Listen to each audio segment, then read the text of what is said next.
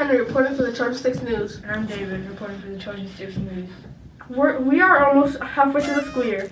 That means one more week for the Trojan 6 News to make their final broadcast. We'll start this broadcast with some science news with Ian. Hello, Ian from the Media Center. Once again for the daily science that is not daily. But at this point, it really should just be called the daily space that's not daily, because we've only really talked about space. So today we're talking about space again. Now we're going to be talking about the reason why Pluto is not a planet. Now the reason we're talking about that is because some people just can't seem to accept that. Now let me get this straight. Pluto is a dwarf planet. Notice the dwarf part there? Yeah, it's not planet, it's dwarf planet. The reason Pluto is not a planet is because to be a planet, it has to go through 3 rules. A, it has to orbit the sun. Okay, we're good there. B, it has to have a critical mass to become rounded. And that's good. C, the object has to be alone in its orbit. Okay, that's not so good. Now, you see, what that means is that it has to be the planet, like, kind of isolated in its orbit. It can have moons, but it has to be, like, isolated.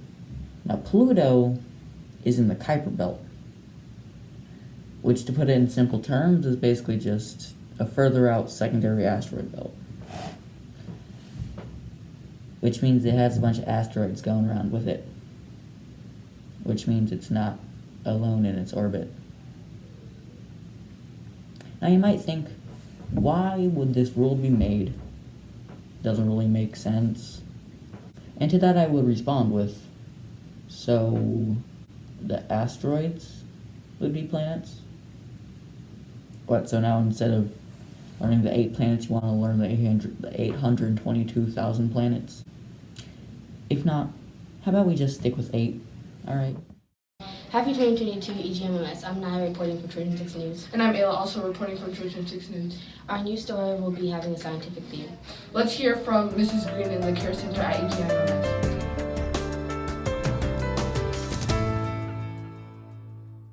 Hey Scarter, I'm Caitlin here with Miss Green in our COVID Care Center. So what's the process when kids come to the Care Center? Usually the teachers or administration will send us a form informing me exactly what is wrong with the kids. If it's a headache, a cough, if they feel like they are going to be nauseous or vomiting, then the form comes and then they come down here to me. Then what I do once they get here, I'll take their temperature to make sure that they're not over 100.2, or ask them some questions as far as if they've been around anybody with COVID and different kinds of stuff like that. So also so that we can do some contact tracing if we have to. We ask them, what grade they're in, what bus they ride, and stuff like that. And then we contact their parents to let them know that they are going home. Alright, how many kids do you see every day? Usually I can see anywhere from 1 kid to 10 children. It really just depends on the situation. Does everyone that comes here get sent home? If you come into the care room, yes, I'm sending you home. And it's a minimum of 10 days.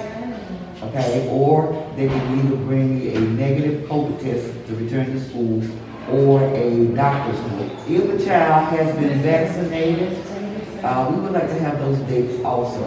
A lot of times, if they're vaccinated, we may have to send them home for one of the symptoms, but it won't be for the whole length of the time, depending on the situation. But a lot of kids that go home, that have been vaccinated, they do get tested again just to make sure that they are okay, because there's not a cure for COVID. It's just something to help us in case we get sick. All right, thank you. Thank you very much for your come and see us. Yeah. Great reporting, 8th graders. Thank you for tuning in this semester. We enjoy reading you the news for the first semester. Thanks for our news teams for recording these broadcasts. Eastside, strong side.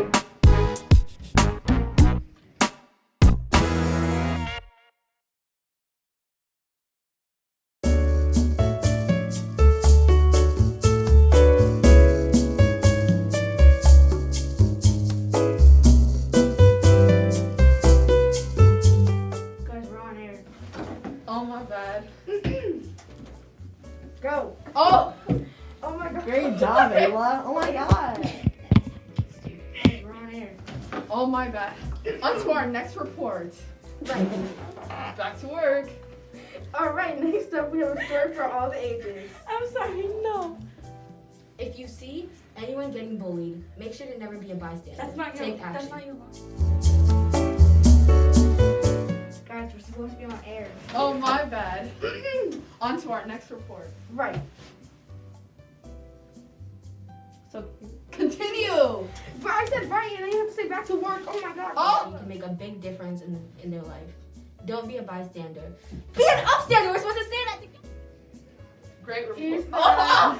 It's Eastside, strong side. Oh, we have to, oh,